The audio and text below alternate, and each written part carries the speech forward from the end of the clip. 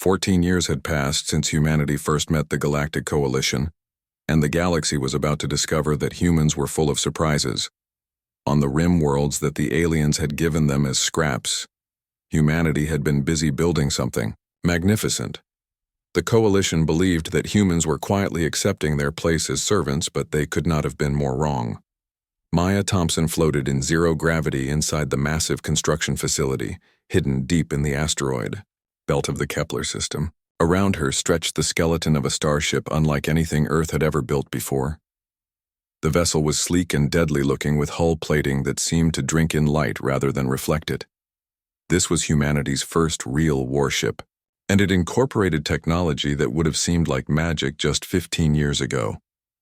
The Project Phoenix teams had spent every day since the Terra Nova returned home working to understand and improve upon alien technology. Human engineers had a gift for taking things apart and putting them back together in better ways. While the Coalition species had perfected their technologies over millennia and saw no need for change, humans looked at everything as something that could be improved. Commander Ryan Brooks walked through the shipyard and marveled at what his people had accomplished. The hidden construction facilities were spread across dozens of asteroids, and each one was producing ships and weapons at a rate that would have shocked the aliens. Humans worked in shifts around the clock, driven by a determination that the Coalition had never bothered to understand. The breakthrough had come when Dr. Rodriguez figured out how to combine human fusion technology with alien power systems. The result was an engine that produced twice the power output of anything the Coalition used while being half the size. Human ships could now outrun and outmaneuver anything in the galaxy, and the aliens had no idea what was coming. Ryan received the message he had been waiting for just as he finished his inspection tour. The Kellex Dominion was demanding tribute from the human colonies in the Centauri system. 3 enforcement ships were on their way to collect what they considered to be overdue payments. It was exactly the opportunity humanity had been preparing, for Captain Nicole Davis took command of the New Horizon. As it slipped out of its hiding place in the outer system, the ship moved silently through space using a drive system that produced no detectable emissions. Human stealth technology was another area where necessity had driven rapid innovation. When you expected to fight enemies who were supposedly superior, in every way you learned to be very sneaky about it. The Kellex ships arrived at Centauri expecting the usual submission from the human colonists. Instead, they found 3 human freighters waiting in orbit around the main colony world. The freighters looked exactly like the cargo ships the humans had been using for years, and the Kellex saw no reason to be concerned about them. The lead Kellex commander sent the standard demand for tribute and preparation for inspection. The human ships were ordered to prepare for boarding and cargo transfer. What happened next would be talked about in every corner of the galaxy within weeks. Captain Davis had been waiting for this moment for years. As the Kellex ships moved into boarding formation, she gave the order that started humanity's real entry into galactic politics. All ships, this is New Horizon. Execute Phoenix Protocol. The 3 freighters suddenly shed their outer hulls like snakes shedding skin. Underneath the disguised cargo vessels were human warships bristling with weapons that the Kellex had never seen before. The New Horizon materialized out of empty space as its stealth systems shut down, and all 4 human vessels opened fire at once. Dr. Christopher Lee had spent years studying Kellex energy patterns, and he had discovered something that the energy beings did not know about themselves. Their quantum matrices could be disrupted by specific frequency combinations that caused their molecular cohesion to become unstable. Human weapons now fired bursts of disruption energy that struck the Kellex ships like lightning strikes. The first Kellex vessel simply came apart as its energy matrix collapsed. The second ship tried to return fire, but its weapons passed harmlessly through the human ships, which had activated defensive fields that redirected energy attacks back at their sources. The third Kellex commander realized what was happening and tried to retreat, but human ships were now faster than anything the Coalition had ever built. Commander Angela White coordinated the tactical response from her position on the New Horizon. She had studied every recorded battle in Coalition history, and had noticed that their ancient civilizations fought with rigid patterns that never changed. Humans fought with flexibility and creativity that kept their enemies constantly off balance. The battle lasted less than 10 minutes, and when it was over, 3 Kellick's enforcement ships had been reduced to dissipating energy clouds. Not a single human had been injured, and the ships had used less than 5% of their ammunition. It was a complete victory that announced to the galaxy that humanity was no longer the helpless species the Coalition remembered. News of the battle spread through Coalition space faster than anyone had expected. For the first time in over 1,000 years, one of the great empires had not just been challenged, but completely defeated by a supposedly inferior species. The energy beings who had considered themselves untouchable had been destroyed by creatures they had dismissed as primitive animals. The Vorten response was swift and predictable. Crystal ships began moving toward human space with the intention of teaching the upstart mammals a lesson they would never forget. The Zephyrian Collective also mobilized their bioships, preparing to absorb human colonies into their shared consciousness. Both ancient empires were confident that a show of overwhelming force would quickly put the humans back in their proper place. What they did not know was that humanity had been preparing for exactly this response. Hidden bases throughout human space came alive with activity as ships and weapons that had been concealed for years began moving into position. The rim worlds that the Coalition had given humanity as worthless territory were about to become the staging ground for the greatest military campaign in galactic history. Maya Thompson received confirmation that all Phoenix facilities were at maximum production capacity. Human shipyards could now produce vessels faster than the Coalition could deploy them, and every new ship incorporated improvements based on the latest intelligence about alien weaknesses. The engineering teams had also been working on something special for the crystalline Vorthon ships. Dr. Rodriguez completed his analysis of the battle recordings and confirmed what the tactical teams had suspected. The aliens fought exactly as they had for millennia, using the same strategies and weapon systems with only minor modifications. They were so confident in their superiority that they had never bothered to innovate or adapt. Humans had been watching and learning for 14 years, and they were ready to use that knowledge. Captain Davis brought the New Horizon home to a hero's welcome, but she knew the real fighting was just beginning. The skirmish with the Kellicks had been a test of human capabilities, and the results exceeded every expectation. Now it was time to see if humanity could stand against the full might of empires that had ruled the galaxy since before humans had learned to make fire. As Coalition fleets began moving toward human space, the governments of Earth and the colonies made a decision that would change the course of galactic history.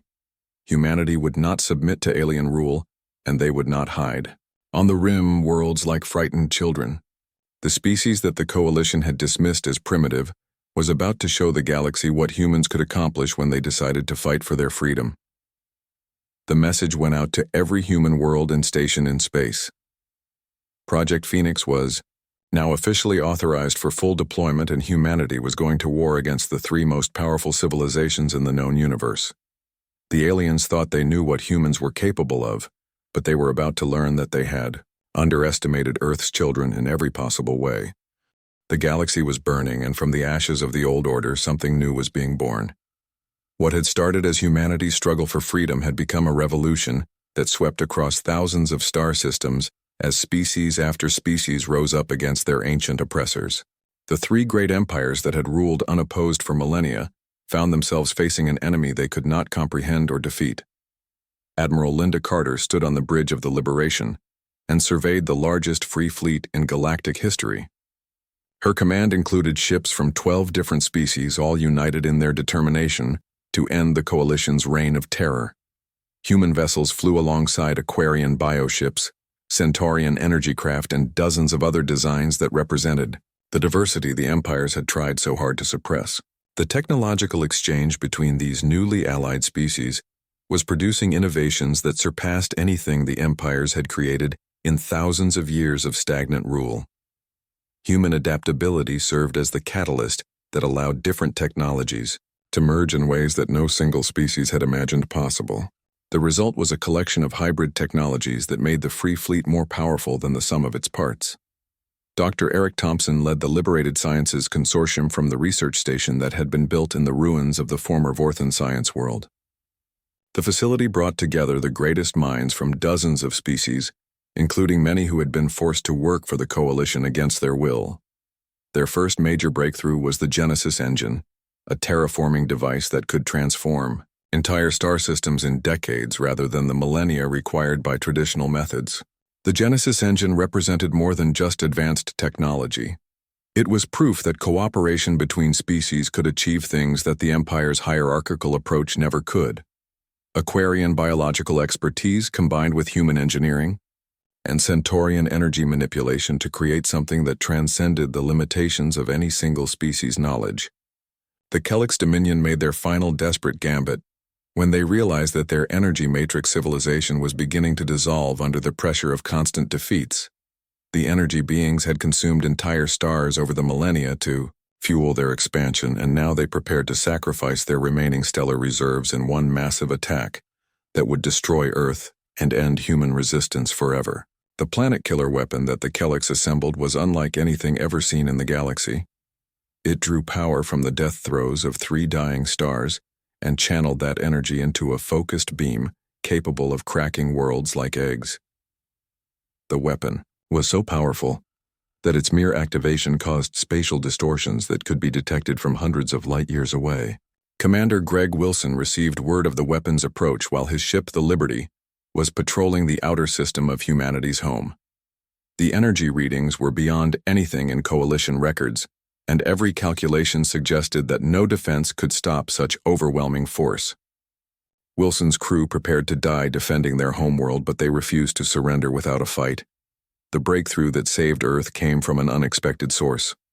Dr. Kim's biological research had led her to study the energy patterns of the Kellics themselves, and she had discovered that their quantum matrices followed predictable mathematical sequences.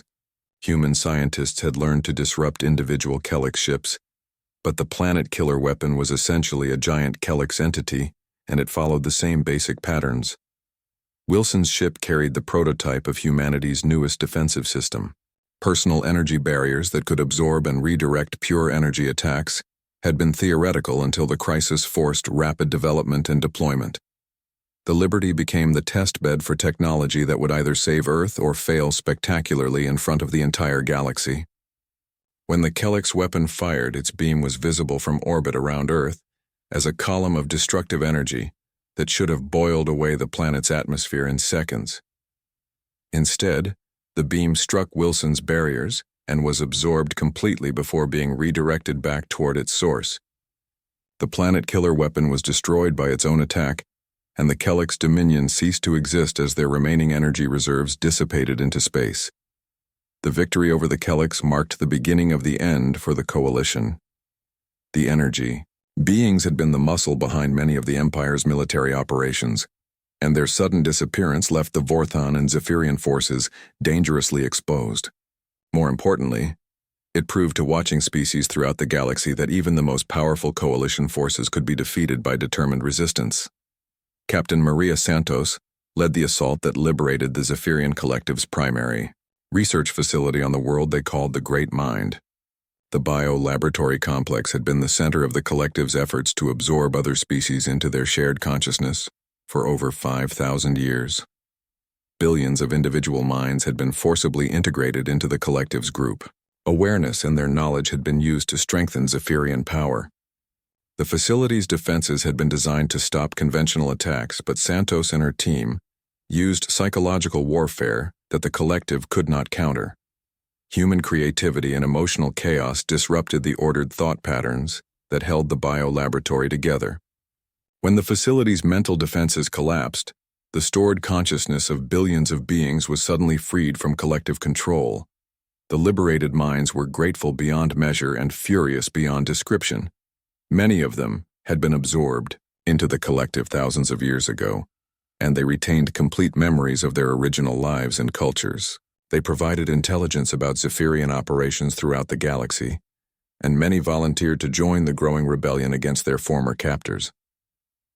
Among the rescued consciousness was a being called Memory Keeper, who had been the chief historian for a species that the Zephyrian had absorbed 3 millennia ago. Memory Keeper's knowledge of ancient Coalition history revealed weaknesses and secret facilities that the rebels had never suspected existed. This information allowed human forces to strike at targets that the Empires thought were completely secure. The psychological impact of the Great Mind liberation sent shockwaves through the Zephyrian Collective. that destroyed their unity forever. The shared consciousness that had held their species together for millennia began to fragment as individual. Zephyrians started to question their collective identity. Many chose to separate themselves from the group mind and join the rebellion as independent beings. Admiral Carter coordinated the final assault on the Kellex energy harvesting stations that had been draining stars throughout Coalition space for thousands of years. The facilities were heavily defended, but they were also completely dependent on Kellex energy technology that human scientists now understood better than their original creators did. When the harvesting stations were destroyed, the energy they released returned to the stars and brought dead solar systems back to life. The restoration of the harvested stars was visible throughout the galaxy, as systems that had been dark for millennia suddenly blazed with renewed light. Species that had been told their home suns were naturally dying learned that the Kellex had been stealing their solar energy to fuel Coalition expansion. The revelation sparked rebellions on thousands of worlds as beings realized the full extent of their exploitation. Dr. Thompson's research teams had been working on a project that went beyond military applications. They had developed communication, technology that could connect all the liberated species in a network that allowed instant information sharing across galactic distances. Unlike the Coalition's rigid hierarchy, this network was completely voluntary and allowed each species to maintain their independence while cooperating on common goals. The Free Species Network, as it came to be called, represented everything the Coalition opposed. It was chaotic, democratic, and impossible to control through traditional methods. Information flowed freely in all directions, and decisions were made through debate and consensus, rather than imperial decree. The empires had no weapons that could fight an idea whose time had come. As the fourth year of the war began, only the Vorthan hegemony remained intact, but even they were showing signs of internal strain. Crystal ships that had once moved with perfect coordination now operated with increasing desperation as their supply lines were constantly disrupted by rebel forces.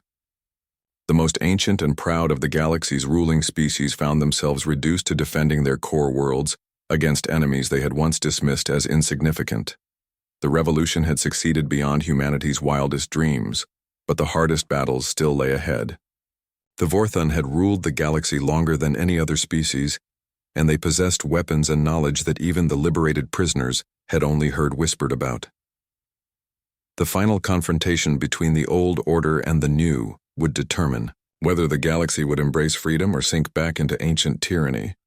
Captain Jake Morrison stood on the bridge of the Terra Nova and watched the massive alien structure grow larger on the screen. The station was bigger than any city on Earth, and it sparkled with lights that moved in patterns he could not understand. This was humanity's first meeting with the beings who ruled the galaxy, and Jake felt the weight of his entire species on his shoulders. The journey to reach this place had taken 3 years. Earth's scientists had detected signals from space that seemed to come from intelligent beings, and after many attempts they had finally made contact. The aliens had agreed to meet with humans, but their messages had been cold and formal. They called themselves the Galactic Coalition and claimed to represent thousands of worlds across the galaxy. Jake turned to look at his crew. Ambassador Lisa Carter sat in her chair reading through diplomatic files for the 100th time. She was Earth's best negotiator and had spent years preparing for this moment. Dr. Alex Rodriguez was hunched over his scanner taking readings of the alien station. The scientist was fascinated by everything he saw, and Jake could see his mind working to understand the technology before them. The communication system crackled to life, and an alien voice spoke in perfect English. The words came out flat and emotionless, like a computer speaking. Human vessel Terra Nova, you are cleared to dock at Port 7. You will be escorted to the meeting chamber immediately upon arrival. Do not deviate from the assigned path. Jake replied with as much dignity as he could manage. This is Captain Morrison of the Terra Nova. We understand and will comply with your instructions. We look forward to meeting with the Coalition representatives. There was a long pause before the alien voice responded. Your enthusiasm is noted. Human, dock at Port 7. The docking process was smooth, but Jake noticed that their ship looked tiny compared to the alien vessels around them. The other ships were made of materials that seemed to glow with their own light or appeared to be carved from giant crystals. Some ships looked more like living creatures than machines, and they pulsed with organic rhythms. When they left their ship, Jake and his team found themselves in a corridor that stretched further than they could see. The walls were made of some kind of metal that shifted colors as they walked. Floating platforms carried them forward without any visible means of propulsion, and Jake felt like a primitive savage being shown the wonders of an advanced civilization. The meeting chamber was enormous. 3 groups of aliens waited for them at a curved table that seemed to be made of solid light. Jake recognized the different species from the briefing materials Earth had prepared. The Vorthen were tall, crystalline beings that looked like walking sculptures made of colored glass. They communicated by changing the colors and patterns of light that flowed through their bodies. The Kellics were harder to look at directly. They appeared to be made of pure energy barely contained in a roughly humanoid shape. They flickered and sparked as they moved, and the air around them shimmered with heat. The third group were the Zephyrian, and they looked the most like humans except their skin had a greenish tint and their eyes were completely black. Ambassador Carter stepped forward and began the formal greeting that had been agreed upon in advance. She spoke about humanity's desire for peaceful cooperation and mutual understanding. She explained that Earth hoped to join the galactic community as friends and trading partners. The Vorthen representative responded first. Patterns of light flowed through its crystalline body, and a voice emerged from a speaker system. Humans of Earth, you have been evaluated by the Coalition Science Council. Your species has been classified as Category 7, which places you among the younger races of the galaxy.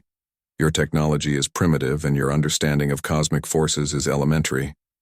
Lisa tried to maintain her diplomatic composure, but Jake could see the insult had stung. She replied carefully. We understand that we have much to learn from the advanced civilizations of the Coalition. We hope that through cooperation and exchange we can contribute something valuable to the galactic community. The Kellics representative spoke next, and its voice sounded like electrical discharge. Your contribution has already been calculated. Human. Your species shows adequate capacity for manual labor and resource extraction. You will be assigned systems on the galactic rim where your people can harvest raw materials for Coalition use.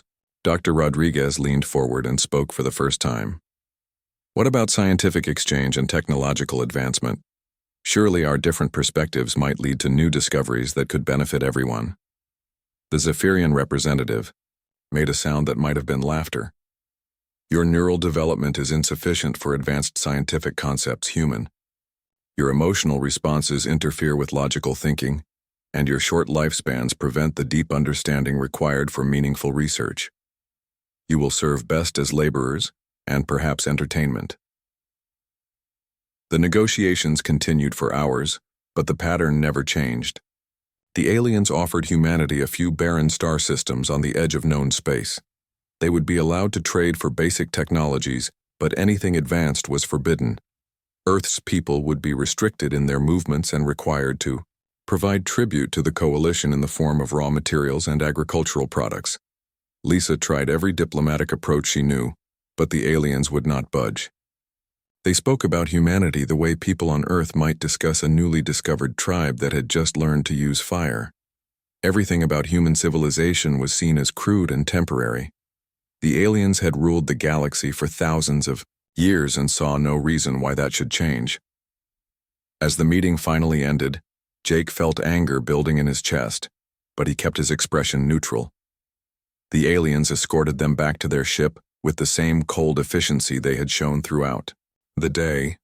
As the Terra Nova pulled away from the massive station, Jake activated the secure communication system. He looked directly into the camera that would carry his message back to Earth and spoke the words that would change everything. Command, this is Morrison. First contact protocols are complete. The aliens have shown their hand and made their position clear. Begin Project Phoenix immediately. Authorization code Alpha 77. Dr. Rodriguez looked up from his instruments with fire in his eyes. During the negotiations, he had been scanning every piece of alien technology within range. His equipment had recorded energy patterns and structural designs that human scientists would spend years analyzing. The aliens thought they were so superior, that they had not even bothered to hide their technology from primitive human sensors. Lisa was already composing her official report, but Jake could see she was thinking beyond diplomacy now. The aliens had made it clear that they saw humanity as servants at best. They would learn that humans did not accept such roles easily. As the Terra Nova jumped to hyperspace and began its journey home, Jake smiled for the first time since arriving at the alien station. The galaxy's rulers thought they knew everything about the new species they had just dismissed. They were about to discover how wrong they could be. The galaxy had not seen war on this scale for over 1,000 years, and the three great empires were confident that their combined might would crush the human rebellion quickly and efficiently. They had ruled the stars for millennia, and no species had ever successfully challenged their authority. The coalition fleets that moved toward human space were massive beyond imagination and carried enough firepower to sterilize entire star systems. Colonel Sam Pierce watched the enemy formations approach through the sensor displays of his flagship, the Ghost Runner. His fleet consisted of 40 human vessels that looked tiny compared to the hundreds of alien ships bearing down on them. But appearances could be very deceiving. The humans had spent years preparing for this moment, and they had no intention of fighting a conventional battle. The Ghost Fleet, as it had come to be known, was humanity's answer to overwhelming enemy numbers. Instead of trying to match the aliens ship for ship, humans had decided to fight like hunters rather than warriors. Pierce's vessels were equipped with the most advanced stealth systems human engineers could devise, and they could appear and disappear from sensor screens like phantoms. The first coalition attack targeted the human colony world of New Geneva, expecting to find a heavily defended planet with orbital fortifications and defensive fleets. Instead, they found empty space and abandoned cities. The entire population had been evacuated weeks before, and the planet's industrial facilities had been stripped of anything valuable. The aliens had traveled dozens of light years to attack a ghost town. While the main coalition fleet was occupied searching for the missing colonists, Pierce's ships struck at targets throughout their rear areas. Human vessels materialized out of empty space to attack supply convoys and communication stations before vanishing again into the void. The aliens found themselves fighting an enemy that refused to stand still long enough to be destroyed. Lieutenant Commander Kate Murphy had pioneered the deep space tactics that made the Ghost Fleet so effective. Her unit operated from hidden bases scattered throughout the asteroid fields and nebulae that the coalition forces had considered too dangerous or unimportant to secure. From these concealed positions, human ships could strike anywhere in coalition space and disappear before reinforcements could arrive. Kate's greatest victory came when her squadron hit the Zephyrian supply depot at Rigel 7. The bioships that serviced the collective's war effort needed specialized nutrients and organic compounds that could only be produced at a few key facilities. Kate's team had spent months learning the locations of these production centers and had prepared a very special surprise. Dr. Rachel Kim had developed a biological weapon specifically designed to target Zephyrian biotechnology. The virus she created would cause their organic ship components to break down at the molecular level, while leaving other forms of life completely unharmed. When Kate's ships delivered this weapon to the Rigel depot, the results exceeded every expectation. The Zephyrian facility literally dissolved as the virus spread through its living infrastructure. Thousands of bioships that depended on the depot for maintenance and supplies found themselves stranded without the organic compounds they needed to survive. Within days, entire Zephyrian fleets were drifting powerless through space as their living vessels slowly died from manufactured starvation. The war's turning point came when the coalition forces finally located humanity's main fleet base hidden in the Cygnus Nebula. The aliens assembled the largest battle fleet in galactic history, with over 1,000 ships from all three empires working together to crush human resistance once and for all. What they found when they arrived was Captain Steve Walsh and the Destiny leading a force of just 60 human vessels.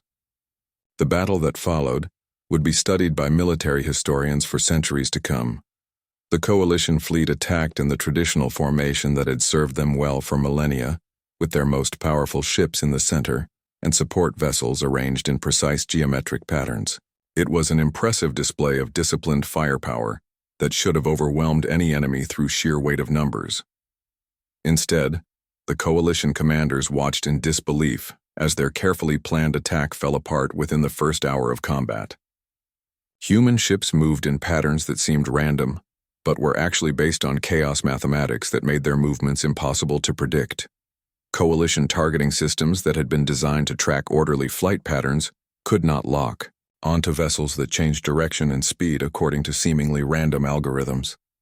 Dr. Jennifer Mills had spent 3 years developing the weapon that Steve Walsh used to crack the Vorthan battle line. The harmonic resonance cannon exploited a fundamental weakness in crystalline beings that they had never suspected. When the cannon fired, it sent specific frequency patterns through the quantum foam that connected all matter in the universe, and these frequencies caused Vorthan crystal matrices to vibrate at their natural resonance until they shattered. The first Vorthan dreadnought came apart like a glass sculpture hit with a hammer, and the sight of their most powerful vessels being destroyed by invisible forces sent panic through the Coalition ranks. Ancient empires that had never known defeat suddenly found themselves facing weapons they could not understand, deployed by enemies they had dismissed as primitives. The human victory at Cygnus sent shockwaves throughout the galaxy that reached far beyond the 3 great empires. Dozens of species that had lived under Coalition rule for millennia began to whisper about the possibility of freedom. If humans could stand against the ancient powers, then perhaps other species could do the same. The Aquarian Federation was the first to secretly contact human forces offering intelligence about Coalition fleet movements and supply lines. The aquatic beings had been forced to provide their advanced underwater technologies to the Coalition for over 2,000 years, and they were eager for revenge. Their information allowed human raiders to strike targets with pinpoint accuracy while avoiding Coalition patrols. The Terran Mining Guild followed quickly with offers of rare metals and industrial support. The silicon-based life forms had been enslaved by the Coalition to extract resources from worlds too dangerous for other species to inhabit. Their knowledge of Coalition industrial capacity and resource requirements proved invaluable for human strategic planning. Director Paul Jackson coordinated the massive technological development program that kept human forces equipped with the latest advances. From his headquarters on Luna, he managed research teams working around the clock to develop new weapons and defenses. Every battle provided data about alien capabilities that human scientists used to design countermeasures and improvements.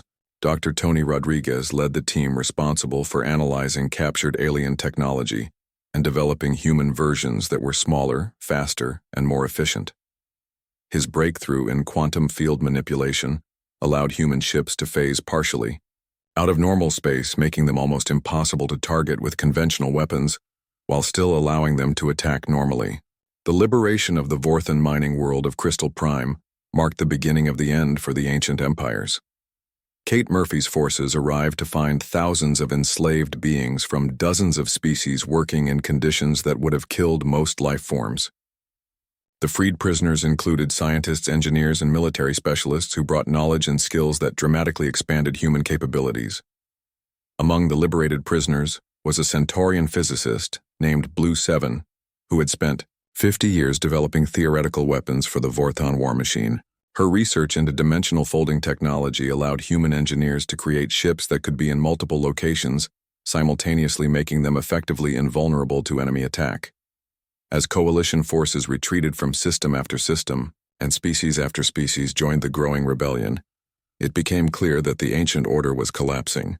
The empires that had ruled through fear and overwhelming force found themselves unable to cope with enemies who refused to fight by the established rules. Sam Pierce's Ghost Fleet had grown from 40 ships to over 300 as liberated worlds contributed vessels and crews to the human cause. His raiders now struck deep into Coalition core worlds, disrupting the administrative systems that had kept the empires functioning for millennia. Ancient bureaucracies that had operated unchanged for thousands of years simply could not adapt to the chaos that human tactics brought to their orderly systems. The psychological impact of human success was perhaps even more important than the military victories. For the first time in galactic memory, the great empires appeared vulnerable and fallible. Species that had accepted their subjugation as natural, law began to question whether their masters were as powerful as they claimed to be. As the third year of the war began, it was clear that the conflict had evolved beyond a simple rebellion into a galactic revolution that would reshape civilization itself. The final battle for the galaxy's future began when the Vorthon hegemony made their last desperate gambit on their crystal homeworld of Vorthak Prime. The ancient beings had ruled the stars for 50,000 years, and they would rather destroy everything than accept defeat at the hands of species they considered inferior. Deep within their crystalline core world, the Vorthon began a process that would transform their entire civilization into a single massive weapon capable of shattering reality itself. Captain Joe Hamilton commanded the combined free forces as they approached the Vorthon homeworld for what everyone knew would be the final confrontation. His fleet stretched across light years and included vessels from every liberated species in the galaxy. Aquarian bioships swam through space alongside human warships, while Centaurian energy craft provided reconnaissance and communication support. The diversity that the empires had seen as weakness had become the rebellion's greatest strength. The approach to Vorthak Prime revealed the true scope of Vorthon desperation. The entire star system had been converted into a defensive network, with crystal satellites the size of moons orbiting every planet and asteroid. The defenses were powered by the life force of the Vorthon themselves as billions of crystal beings fed their essence into weapons that grew more powerful every day. Dr. Amy Roberts worked frantically in her laboratory aboard the research vessel, Discovery, trying to find a way to stop the Vorthon doomsday weapon. Her analysis of captured crystal technology had revealed that the aliens were not just building a weapon, but were actually preparing to transform themselves into a force that could unravel the quantum foundations of the universe itself. If they succeeded, half the galaxy would be reduced to primordial chaos. The breakthrough came when Amy realized that the Vorthon crystalline matrix was based on perfect mathematical order and precise harmonic frequencies. Their entire civilization was built on patterns that never deviated from calculated perfection. Human creativity, with its chaos and unpredictability, was the exact opposite of everything the Vorthon represented, and that opposition could be turned into a weapon. Lieutenant Ben Parker had been a musician before the war, and he understood harmony and discord better than any traditional weapons expert. Working with Amy's research, he developed a plan that seemed insane, but might be the only way to save the galaxy. Human art and music, with all their emotional complexity and mathematical irregularity, could be used to overload the Vorthon's ordered minds. The final battle was fought on multiple levels as human ships engaged crystal defenders in conventional combat, while specialized vessels broadcast chaotic signals directly into the heart of the Vorthon network. Parker's ship, the Harmony, carried the most powerful transmitters ever built and began sending human music, literature, and artistic creations directly into the crystal being's shared consciousness. The effect was immediate and devastating. Vorthon ships that had moved with perfect coordination for millennia suddenly began flying erratic patterns as their pilots were overwhelmed by concepts their ordered minds could not process. The mathematical precision that held their society together started to break down as exposure to human creativity introduced variables that their rigid thinking could not accommodate. Joe Hamilton pressed the attack as Vorthon defenses crumbled under the assault of organized chaos that human forces brought to bear. Every human ship broadcast different cultural artifacts from Earth's history, and the combination of jazz music, abstract paintings, chaotic poetry, and emotional literature created a symphony of discord that shattered crystal matrices throughout the system. The Vorthon doomsday weapon reached critical mass just as their civilization collapsed under the weight of its own rigidity. The massive crystal construct at the heart of Vorthak Prime began to resonate with destructive harmonics that would have torn apart local spacetime. But the chaos frequencies from human broadcasts disrupted the resonance before it could stabilize. The weapon exploded in a cascade of beautiful but harmless light that illuminated the entire star system. As the last Vorthon ships drifted powerless through space, their crystal hulls darkened and went silent. The galaxy found itself free from imperial rule for the first time in recorded history. 50,000 years of ancient tyranny ended not with a massive explosion, but with the sound of human laughter and music echoing through the quantum foam that connected all matter in the universe. The aftermath of victory presented challenges that were almost as daunting as the war itself. Hundreds of species that had been held together by imperial force suddenly found themselves free to make their own decisions, and many had no idea how to govern themselves. Entire sectors of the galaxy descended into chaos as old grudges and territorial disputes that had been suppressed for millennia suddenly erupted into conflict. President Helen Brooks was elected as the first leader of the Galactic Democratic Alliance in an election that included representatives from over 300 species. The campaign was unlike anything the galaxy had ever seen, as candidates debated policy issues through universal translators, while species with completely different biological and psychological foundations tried to find common ground. Helen's victory was based on a platform that promised genuine equality between species, rather than the hierarchy that had defined galactic civilization for so long. Her inauguration speech was broadcast to every world in known space and translated into thousands of languages, including several that consisted entirely of chemical sense and bioluminescent patterns. The drafting of the Galactic Charter of Species Rights took 2 years and involved more diplomatic complexity than had ever been attempted in galactic history.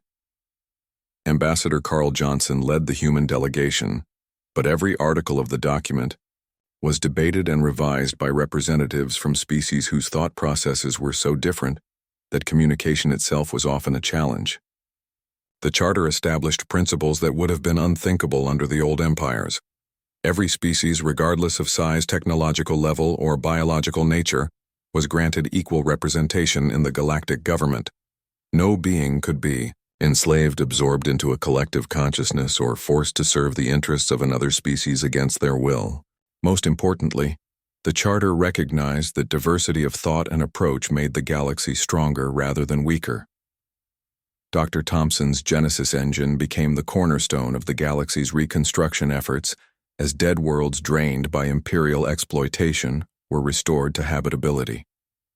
The terraforming technology was freely shared with all species and modified to suit different biological requirements. Worlds that had been barren for thousands of years bloomed with life as the galaxy began to heal from millennia of extraction and abuse. The establishment of New Geneva Station marked humanity's greatest gift to the galactic community. The massive space habitat was designed as a neutral meeting place where beings from any species could come to trade, study, and interact without fear of persecution or exploitation. The station's rotating habitats provided environments suitable for every known form of life, and its universities became centers of learning that attracted students from across the galaxy. Karen Lewis taught at New Geneva University and watched with wonder as her classroom filled with students whose biology spanned the entire spectrum of known life. Silicon-based Terrans sat next to aquatic aquarians, while energy beings from the former Kelix territories learned alongside crystalline refugees from the collapsed Vorthan worlds. The diversity that had once been seen as chaos was revealing itself as the galaxy's greatest source of strength and innovation. The children who played in New Geneva's parks represented something unprecedented in galactic history. For the first time, beings from hundreds of different species grew up together as equals, learning from each other's perspectives and forming friendships that transcended the biological barriers that had divided the galaxy for so long. These children would inherit a universe where cooperation was valued over domination and where different ways of thinking were seen as assets rather than threats. As Carl Johnson signed the final articles of the Galactic Charter, he reflected on how far the galaxy had come since humanity first met the Coalition representatives decades ago. The species that had been dismissed as primitive mammals had become the catalyst for the greatest transformation in galactic history. More importantly, they had shown that strength came not from ancient power or technological superiority, but from the willingness to treat all beings with dignity and respect. The old empires had collapsed not because humans were stronger or smarter than their opponents, but because they had offered something the galaxy had been starving for without knowing it. They had shown that beings from different worlds, with different biology and different ways of thinking, could work together as equals to accomplish things that no single species could achieve alone. The final scene of humanity's greatest adventure showed children of dozens of species learning together in classrooms that floated among the stars, while their parents worked side by side to build a better future for all. The galaxy had learned that its greatest strength lay not in the dominance of the powerful, but in the cooperation of the free, and that lesson would echo through the cosmos for generations to come.